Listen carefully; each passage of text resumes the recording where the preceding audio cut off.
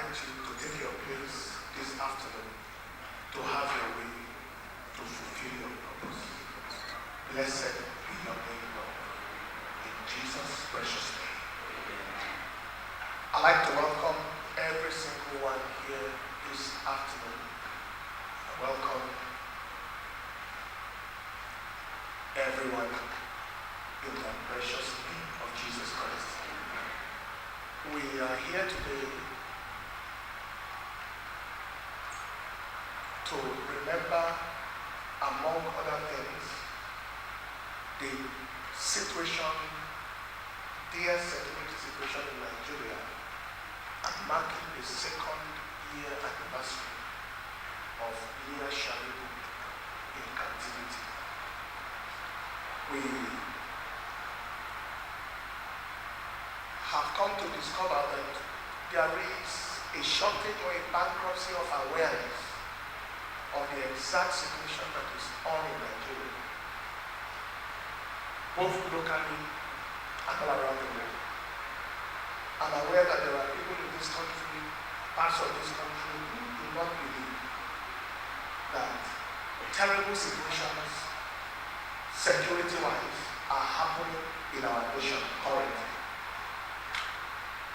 The high level of religious intolerance, extreme level of persecution of Christians, especially in the northern Nigeria, and terrorist hell northeast.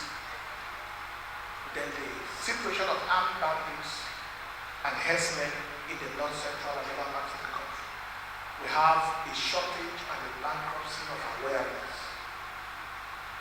We want to demonstrate today the need to urgently arrest this orgy of violence and this, what we might call existential threat that exists.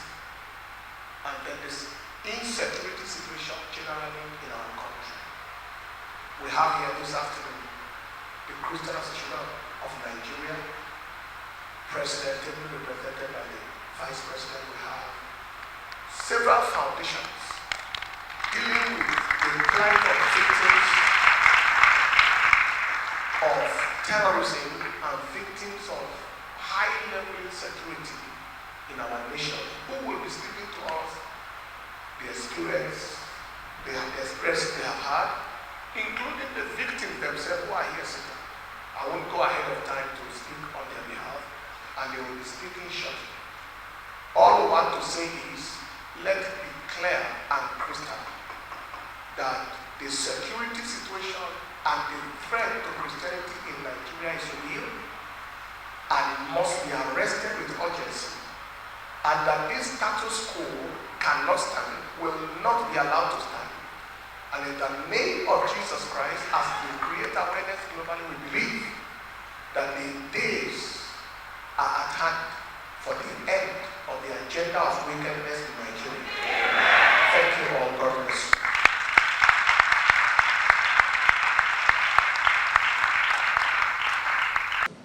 This day is one of the saddest days in the history of our nation, and where we are having all these people gathered together at once, because there has been a high level of willful ignorance on the part of the whole nation.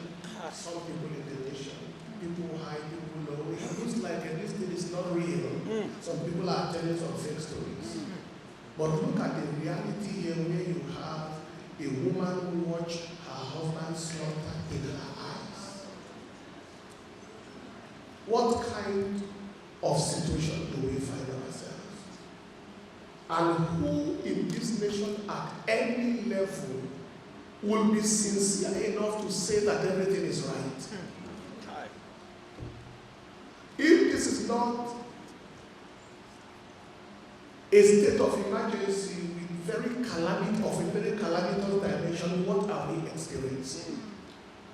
To what extent should it go before people are convinced that the nation is literally being wiped off from the north?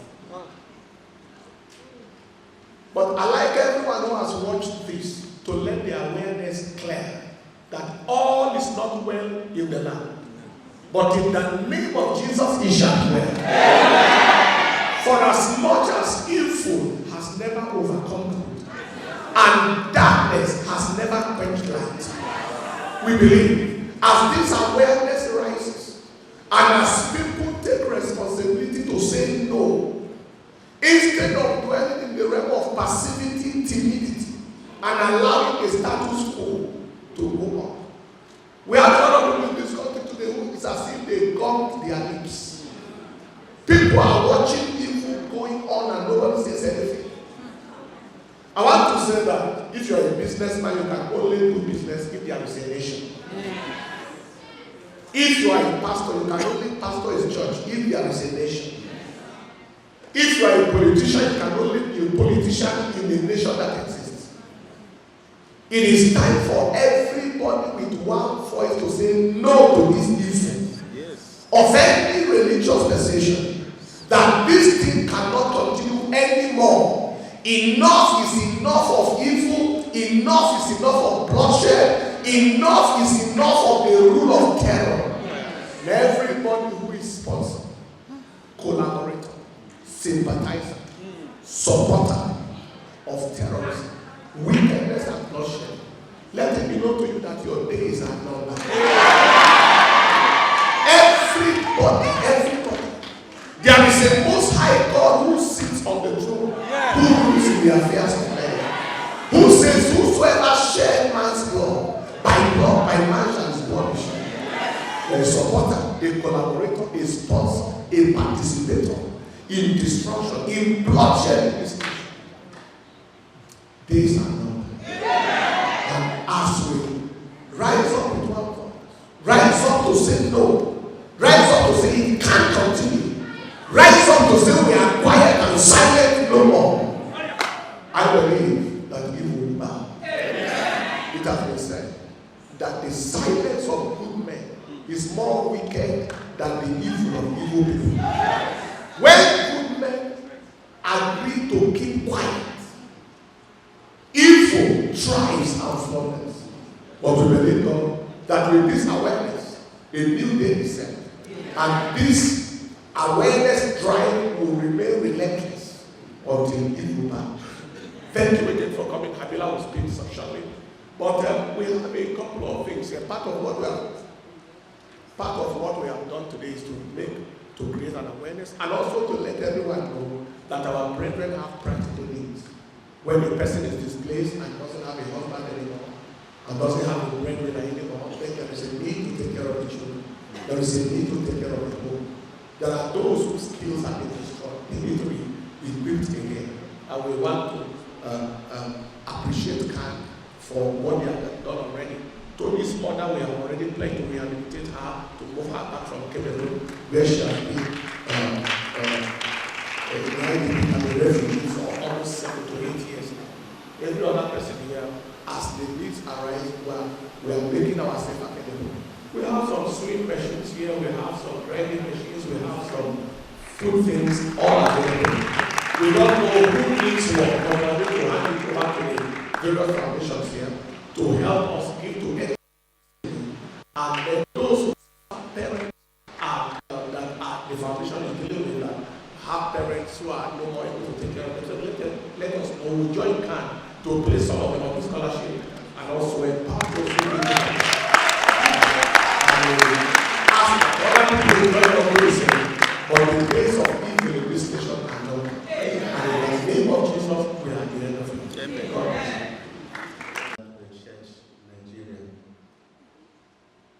I sit here on behalf of the President of the Christian Reformed Christian Association of Nigeria. CAN has been calling on government, talking to government, and I think it's obvious. The silence, the persistence of this evil. We're sure of one thing. Like I said today when I was interviewed in the morning, we cannot doubt that the government knows what is happening. we cannot doubt, looking at the fact that we are a nation, we have the Air Force, the Navy, we have the soldiers, we have the weapons. What is happening in this nation? We want to call on the federal government again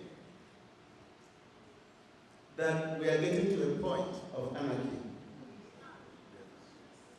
It is the constitutional responsibility of government to protect the lives and the property of citizens. But where this seems to have been ignored, we have every reason to be suspicious. We have every reason to speak passionately to government again that Christians in this nation are Nigerians. They are part and parcel of this country under this constitution and cannot and should not continue to be subjected to this evil that is eating up the people of this country, and especially the church.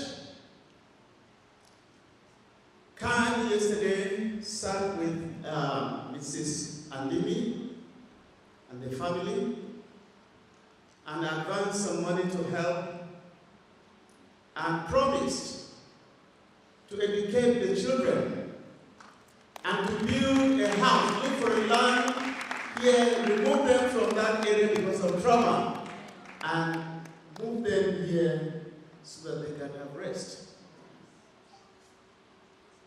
But it is disturbing. And we want the world to know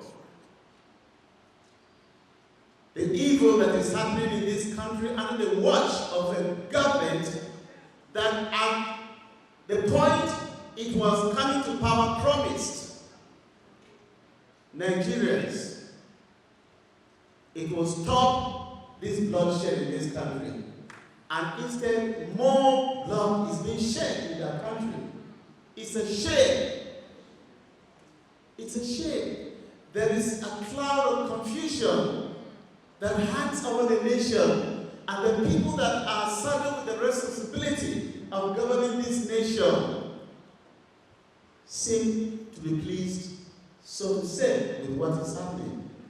We want to say to government, it's your responsibility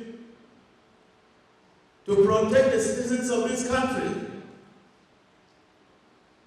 Our Constitution provides for freedom of association, freedom of worship. I was asked this morning, is this still religious? I said, who said it is not religious?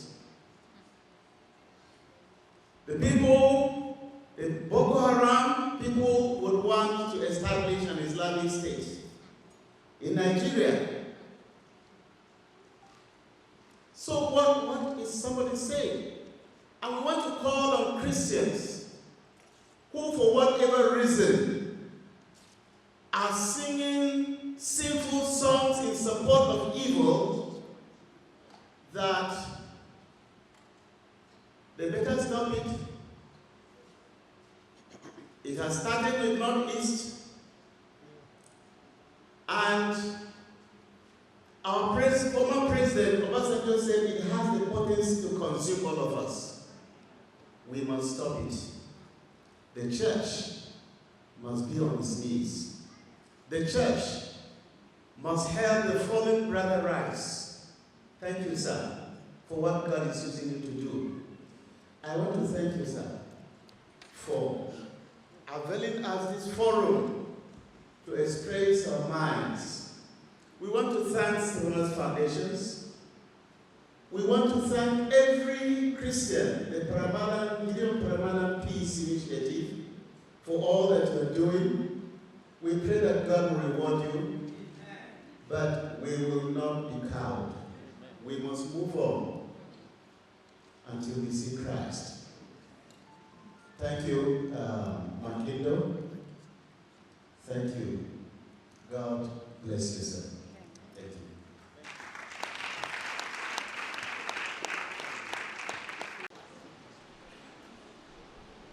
Amen. I give thanks to God Almighty rather than give up her faith. Leah Sharibu is for the rising and falling of many in this country. We have heard what happened to Reverend Andimi, a CAN chairman who the terrorists saw as a major captive, a Christian leader whom they executed.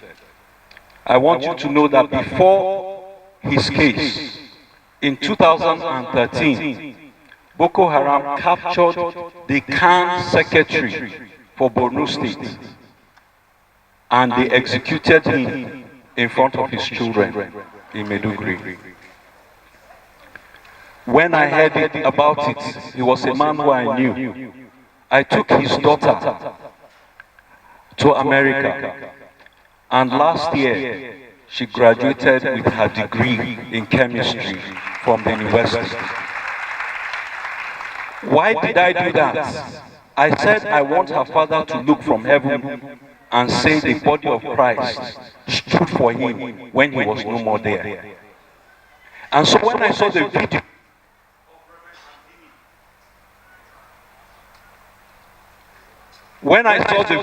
of Reverend Ad,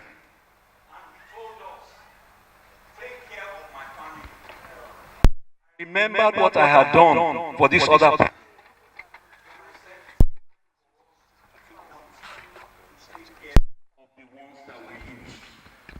There was a time that this government said if we're not satisfied, if Christians in Nigeria are not satisfied, then they will go to some themselves and fight Boko Haram. Harry said it. You can Google it. We cannot go and do that. But the least we can do is take care of their families. When Leah Sharibu was abducted, within 48 hours, we investigated and we found out that there were 39 Christian girls in that school. And my investigators told me that they had accounted for 38. Only one person was missing, and the person was Leah Sharibu. Some weeks later, he contacted me again and said that Boko Haram made a mistake because the majority of the girls they took were Muslims. And then he told me, he said, "Daddy, we believe that they will return all of the girls because it was a mistake, but they will not return Leah." And in March, exactly what he told me happened. That is for you to understand that we are not unaware of the devices of the enemy. I want to say something today. Some years ago, I took some of the Chibok girls to America and put them in school. And there are different stages of progress now. After 2 years, some qualified with their diploma.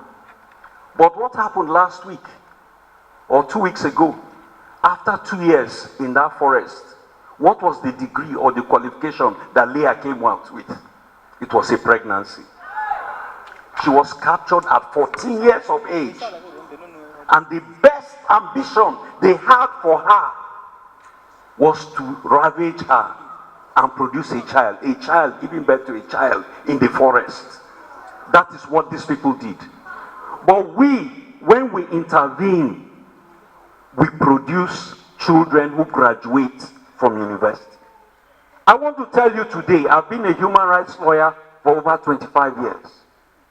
General Abacha imprisoned me. But I can tell you that our condition today in Nigeria is worse than our condition even under General Abacha, who imprisoned me. I want to challenge us today. I am not a medical doctor like our pastors here, but I've heard of something called breech pregnancy, which means the baby is part in, part out. And if it is not handled well, the mother will die. Nigeria today is in a breech pregnancy. Some of us want to be educated and develop ourselves. And some of us do not want to be educated and do not want to develop. But they want to dominate the rest of us. And if Nigeria is not delivered from the breech pregnancy, the mother and the child will both die. That is my simple analysis of where we are today. How can a government negotiate the release of all the Muslims and not have the ability to release one Christian girl for 2 years? For 2 whole years. How is that possible? The Chibok girls who were majority Christian is now 6 years. Over 100 of them are still not back. Is this a country? We have to ask ourselves whether the time has come for us to live together in peace or separate together in peace. That is the question before us in Nigeria today.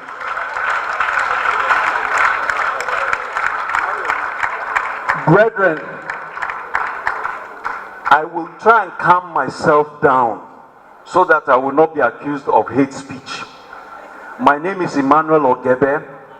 I am with the U.S.-Nigeria Law Group in Washington, D.C., and we have a project called Justice for Just Project, where we try to assist the victims. We're honored to have them in our midst. I will introduce a few of them very quickly. Before I do that, I want to mention one thing more about Leah. After Leah was abducted, we got in touch with the family, and after she was not released with the others, we decided to do one thing. We said it would be a calamity if Leah's brother, remaining brother, remained in Yobe and was also abducted. So we found a mission school for him, and we moved him from Yobe and put him in a school where he will be safe. When we were doing this, there were people who were saying, why are we doing that? I said, we cannot rescue her, but let us rescue her brother in advance. Do you know what happened? 6 months later, Leah released the only audio recording she has ever released. And what did she say in it? She said, take care of my family. So it was the Holy Spirit who revealed it to us that this is the desire of this girl before we did what we did. So brethren, even Christ at the cross, in his pain, turned to Peter and said, take care of my mother. This is why we're here today. We want us to take care of each other. I want to start by recognizing our sister Amina. Amina, will you please rise up? Our sister Amina, Boko Haram came to her house and they killed her husband in front of her. In her presence, they sliced the necks of her children. To the glory of God, although she lost the husband, the children survived. Then, 2 years ago, she was escorting the body of a friend who had died to the village for burial. And Boko Haram ambushed them, and she was captured. The same person who already lost her husband. Amina, how many months did you spend? She was in captivity for 8 months in the forest. If you go on YouTube, you will see our sister's video. They recorded her and asked her to plead for mercy for their lives. As Pastor has said, God allowed our sister to come back. Let's appreciate her. Let's appreciate her. Thank you, my sister. I want to introduce to you our sister Monica. Our sister Monica, her husband was a policeman. Boko Haram attacked them in the barracks. She was pregnant at the time. In her presence in the barracks, they cut off the head of her husband. Our sister ran for her life. They pursued her with her pregnancy and everything. They used machete to slash her hand. Show the people of God to your hand. They slashed her hand. When they laid her on the ground like a chicken, they asked her to renounce Christ. She refused. They asked her again. She refused. Then they cut her neck like a chicken. Our sister lay there as if dead for 3 days. It was when the sanitation workers came to carry the bodies 3 days later that she raised her hand and she was picked out among the dead bodies.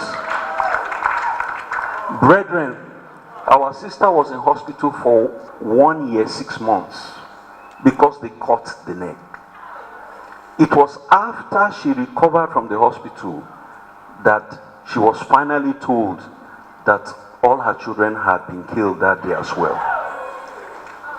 The only one remaining was the one who was visiting his grandparents on that day.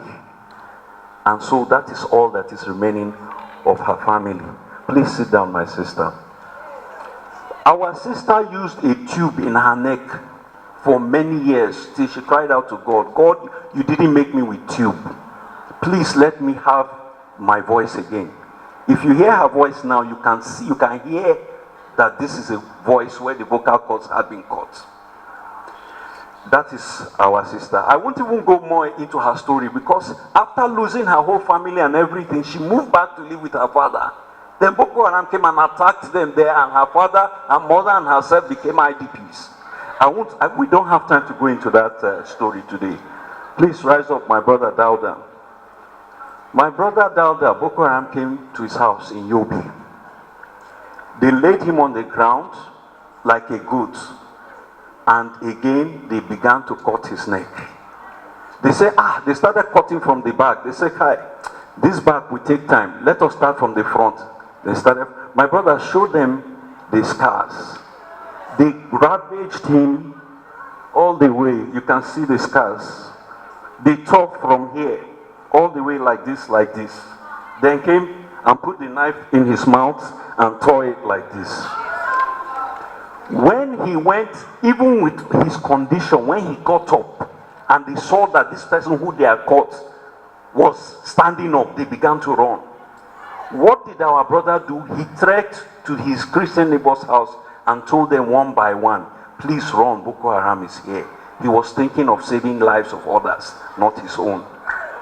He got to the emir's palace, and the emir called DPO and said, look, they have cut somebody's neck, come and collect it. DPO told him that from what you have described, this person will not live. So rather than come now, we'll come in the morning and we'll carry the body. In the morning, they came, he was still alive, and they took him to the hospital. The doctor saw him and said, based on the amount of blood he's lost, it didn't make sense to spend too much energy trying to save him. So they did patch suturing around his neck. Not good one, just something to manage. From that time till now, the brother has had more than 4 operations. He has to take injection every night just to sleep because of the pain. That is our brother. Let's appreciate him with a round of applause. Brethren, as Apostle Paul said, time fails me. Time fails me. Okay, your pastor has given me permission. Let's give him a round of applause. He's a man of passion.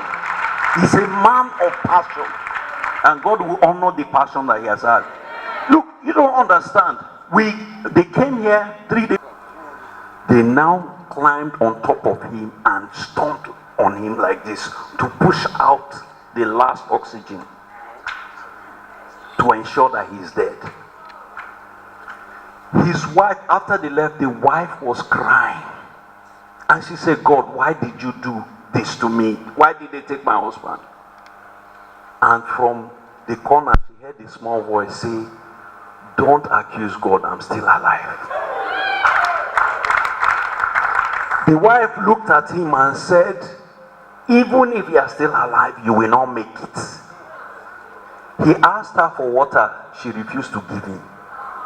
Finally, their baby son went and brought water for him. It was then he discovered why the wife didn't want to give him water. When he put the water, he discovered half of his face was gone. There was nothing there. The water just poured like this. We do not have time to go into his testimony. He told her that please, she should go to the neighbor's house, the elder, and tell him what happened. The wife said she's not going anywhere, that he cannot make it. It was the next morning when they saw he was still alive that they took him to the hospital. And it was in the hospital they found out that the elder was also killed that night. All the Christian males in their neighborhood were killed that night. The only survivor was Brother Habila. At the hospital, a few of their church members came and gathered and said goodbye to Brother Habila till we meet in glory. It was Voice of the Martyrs in Jos that heard about him and brought him to Jos. And his story is long, we have to do it another day.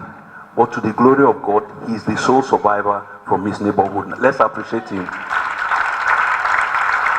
Like I said, his story is long. I will only add quickly that a few years later, a Living Faith church in Bauchi was bombed by a suicide bomber. Habila's sister was there. She and 2 of her children were killed. And he is now taking care of the remaining 2 children. They say, man, we don't even have time to go into all of that. Finally, I want to recognize this pastor. In Yobe in 2012, all the churches in that town were destroyed. So all the pastors had to leave. Churches were closed and gone. A few years later, when things calmed down a little, our brother was posted back to Yobe as a missionary pastor to replant the church. Our brother went on evangelism and he met a sister who became one of the founding members of the ministry. Last month, she was traveling in a taxi. What did I say? Last month. We're talking January. I've told you things that happened in the past. I'm telling you what happened last month. She was traveling in a taxi. When they stopped the taxi, they asked everybody for ID. And for those who didn't find ID, they checked their bags. If you find Bible, you are done. They took out 3 Christians from the taxi and allowed the Muslims to go. One of the sisters was his member.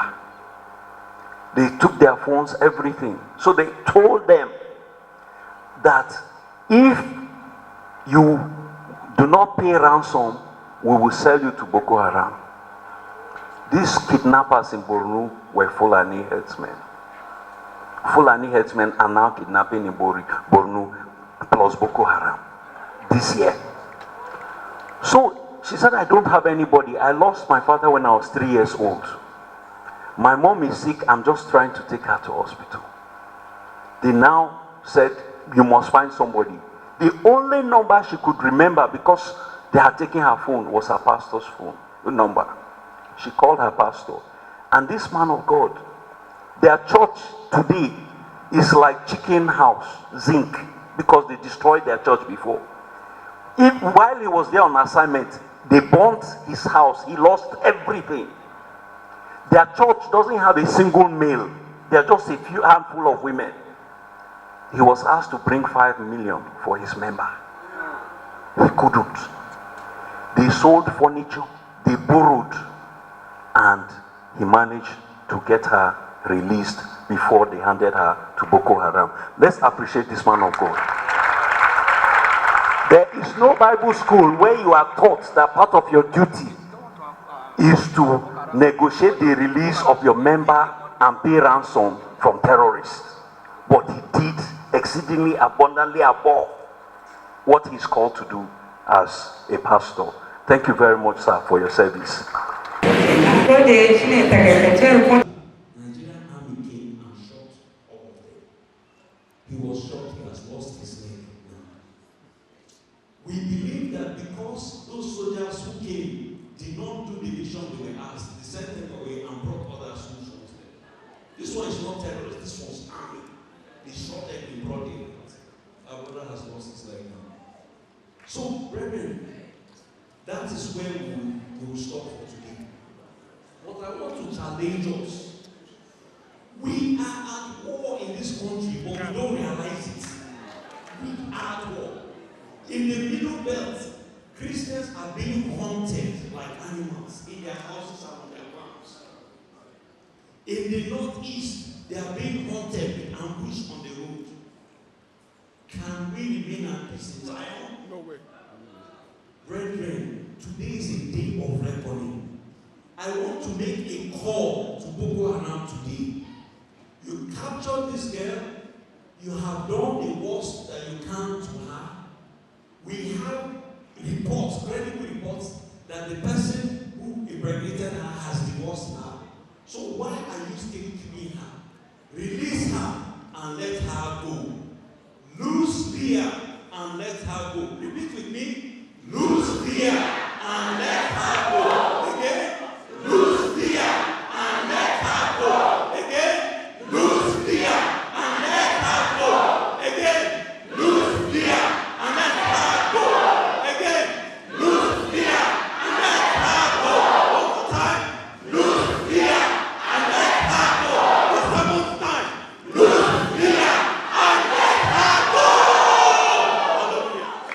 Hallelujah.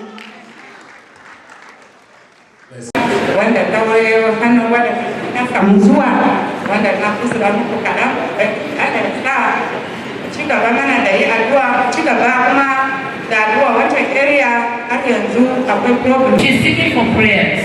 The area, that side of the northern part is still bombarded by Leah has been treated in a way that words cannot express.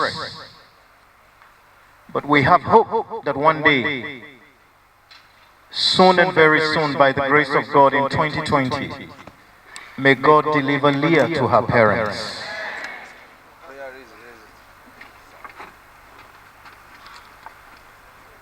Our foundation, the Gideon and Fumi Paramalam Peace Foundation, has been involved in advocating for Christians who are persecuted, but we also picked and gave special attention to the plight of Leah.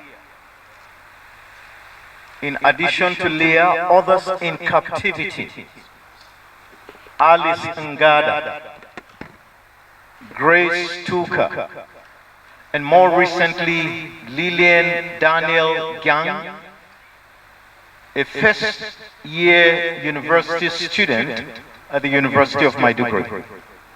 It's very difficult to say this, but nobody wants it known. But from the University of Maiduguri alone, there are about 8 students from Plateau State that are right now in captivity with Boko Haram. So we want to use the occasion of Leah anniversary to throw more light so people can be aware and to pray for their freedom. Now, Open Doors International produced a video not a documentary, a very short video of 3 minutes. And that's going to be what we will watch, because I don't want to say much, but you can pick the message of that video. But what I want to say this is that on the 15th of January, 8 workers were set free by Boko Haram, by ISWAP. That is a major victory. So we know that the prayers of Christians is not wasted. God is on the throne. Don't be tired. Don't give up. Let's keep praying. And so it pleased God that one of our daughters, she's here, Jennifer Samuel, amongst the 5. She was picked up on the 22nd of December. And after 23 days, it pleased God. But that is God. In the case of our father Andimi, it pleased God to take him home. And he's gone as a martyr. In the case of Jennifer and others, it pleased God to give them a second chance. So we have with us this afternoon Jennifer Samuel, just out of the lion's den, Boko Haram's camp, live.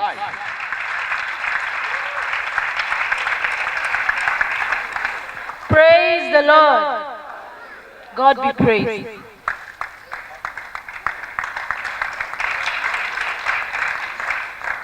So this is hope. Now, this year, today, and I'm going to say this the last and then we watch the video. The president of our country issued a statement making a commitment that Leah will be set free and so also others in captivity. The one message I have is that there should be no political statements. Mr. President, may God strengthen your hands and may Leah be set free and all others in captivity. Let's watch the video. Kamar yadda kuka ji cewa Reverend Lawan Anthony kan ce mana mucika wanda aka kama shi ranar 2 ga wata da January. Okay, so as you heard, Pastor Lawan Anthony was abducted on the 2nd of January 2020. Lokacin da aka kama shi muna tare muna ci abinci a cikin gida.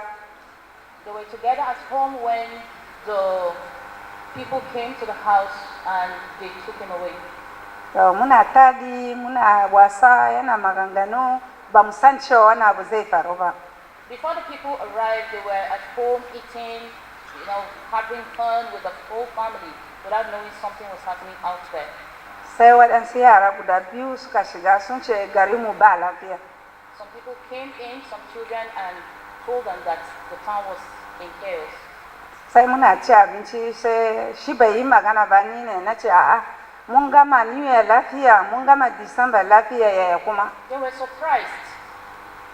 Reverend Anthony asked, what was going on? We just finished New Year peacefully, what's happening? Sai ya wanke hannun shi sai ya shiga gidan pastor. So he washed his hands and went to the pastor's house. Sai ya kira pastor ya ce ka ji labari, sai pastor ya ce ya ji. Sai ya ce ya ji, sai pastor ya ce in dai haka gari ba lafiya za mu fita idan gari ya yi sauki kafin mu samu shiga. So he told the pastor, he asked the pastor if he was aware of what was going on. The pastor said no, but they would find a way to find escape. Sai pastor ya fita da moto na tare pastor na sa yara a cikin motar shi.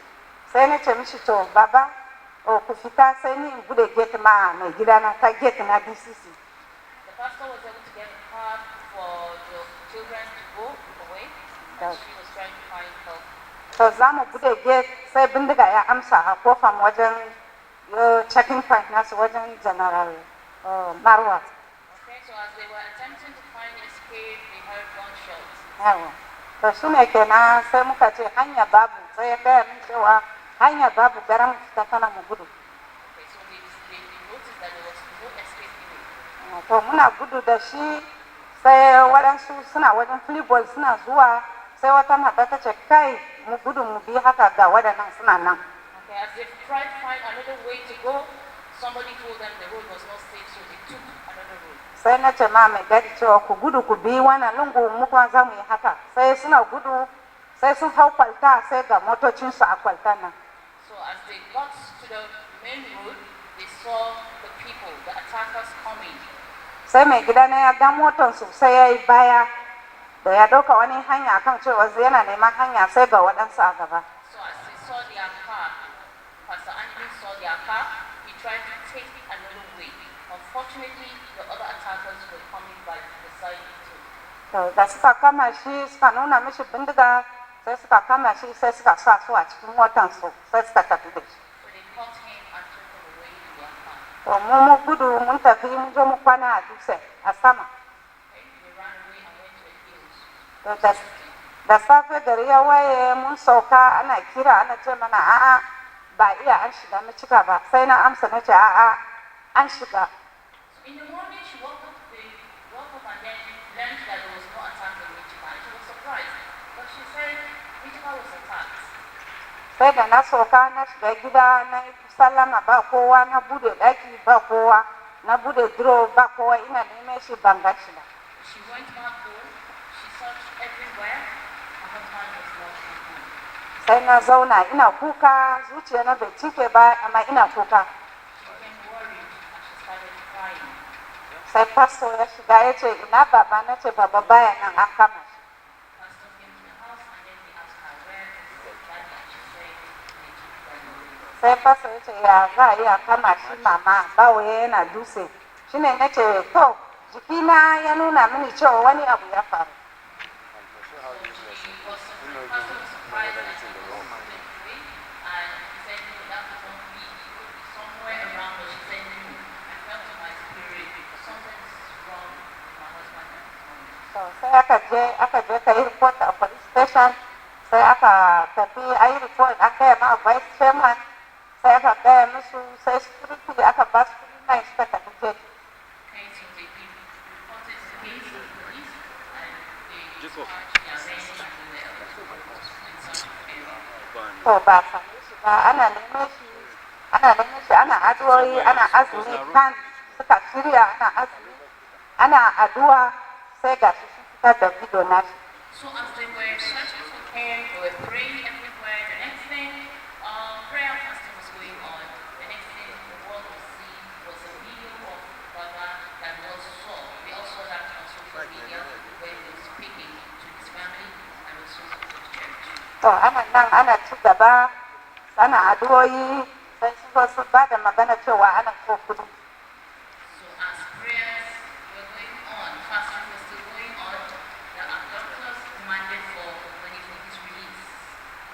To ana so kudi, sai su president namu na EYN da general secretary suna magana da su domin wayan shi wanda sun karba nombobin su suna ciki. So as they demanded for the money, the EYN church president was in negotiation with them on how to release him. Da suna yi magana cewa muna so kudi a gashi za mu ba ku haka, sai su ce a ku kara ku ba mu kudi da muke so, in ba ku ba mu ma za mu kashe shi. So negotiations were still on. They told the church leadership that if they don't give the certain amount of money they demanded, they would kill him. To ana kwakari kudin da suka samu cewa sun samu miliyan 50. Eventually, the church told them that they were able to raise only 50 million naira.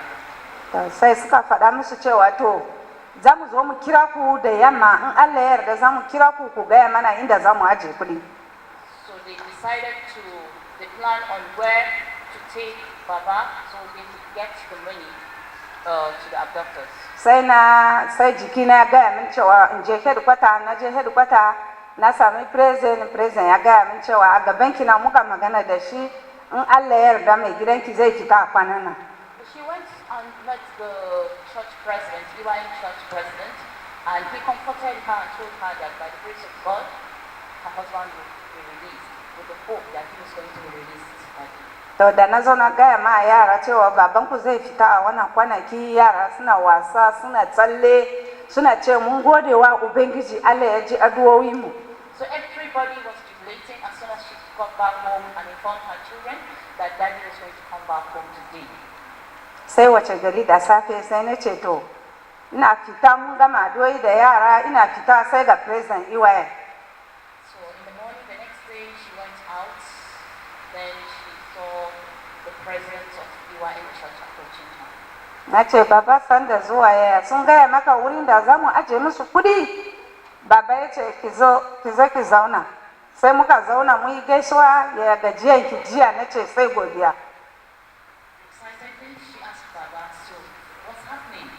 Have you concluded on the money issue? So Baba, the president, asked her to just calmly and sit. He said, are you okay? He wanted to say, I hope you're fine. She said, yes, she was. Sai president ya ɗauka wayan shi, ya mika, ya bude waya, ya nuna mini cewa ga baba, mun gode wa Allah, baba bai musu yaso ba, ya yi ta yi musu wa'azi, ya yi ta yi musu addu'a, su da bakin su ambata ma su president. So the next thing she could see was a phone video that the president showed her where her husband was killed. And so he told her to thank God that he did not denounce his faith, was something that she gave God glory. Sai na ce ma Ubangiji na ce na gode, duk lokacin da ya kira ni da waya yana Zambisa ya gaya min cewa ke abinda za ki yi sai ki kula da yara. Ni in Ubangiji Allah ya yarda in da sauran aiki na zan fita. Amma aiki nawa ya kare na san inda zan je. So she became encouraged when the president encouraged her at that moment, because she remembered the video when it was released earlier that the husband said she should take care of the children and no matter what happened, her faith should be strong. Na gode muku sosai duk wanda suka kalla wannan video, kowa yana ce mun gode baba bai yarda ya musu ce yeso ba. Dama muna zama a cikin wannan duniya cewa kowane lokaci ka zama da ban gaskiya. She's so grateful to God that her husband did not denounce Christ, and that she is encouraging us to be strong in our faith with the Lord. Abin da ya karfafa ni shine a lokacin da aka kashe shi sai ya zo da fari kaya sai ya ce mini abin da zaki yi ba zaki yi kuka ba. Domin inda muke nema shine ina wurin.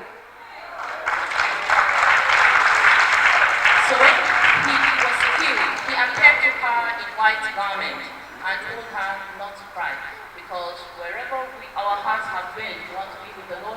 That is where we found himself. To na gode muku yan uwa, na gode muku sosai. She's grateful, she's thankful. God bless you all. Na gode ma kan kasa. Na gode ma kan na Michigan Local Government. Yan uwana Krista gaba daya muna gode muku duk wanda ya gan video baba sai addu'o'i da azumi Ubangiji Allah ya fitar da gajiya ma ko da kowa. Allah ya saka muku. She's thankful to Khan, National President Khan. She's grateful to Khan leadership. She's also grateful to Michigan Khan leadership. She's grateful to all Christians, those who have watched those videos, that God is going to bless you all. Kuma ina gode ma president namu na EYM da general secretary da vice president wanda su iyakaci kwakarin su cewa wannan bawan Allah ya fita, amma Ubangiji Allah ya fi kaunar shi fiye da mu. Mu bari Allah Ubangiji ya sa kuma kowa ya gyara zamansa sai mu je mu sadu da su. To the EYM leadership, the president, she's also grateful for all their effort. They made a lot of effort to make sure Baba came out alive, but unfortunately it did not happen that way. So she's grateful for all their efforts as well. To kuma na gode ma waɗanda suka kawo ni a nan, wanda sun ce ya kamata mu zo mu yi tade-tade, mu zo su karfafa ni, mu zo kuma mu su yi mana addu'a da hanyoyi daban-daban. Ina godiya wannan lokaci. She's also grateful to the organizers of this meeting for making this possible, and for the prayers and all that is happening right now and the encouragement she really appreciates.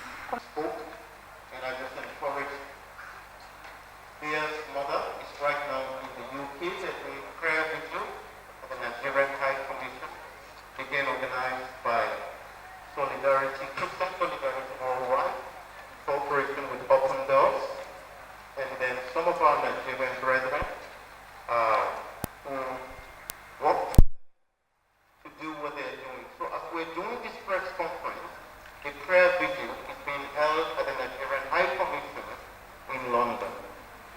May God answer our prayer. May Leah be set free. And others in Jesus' name. Thank you. Who are 14 years of age, standing in front of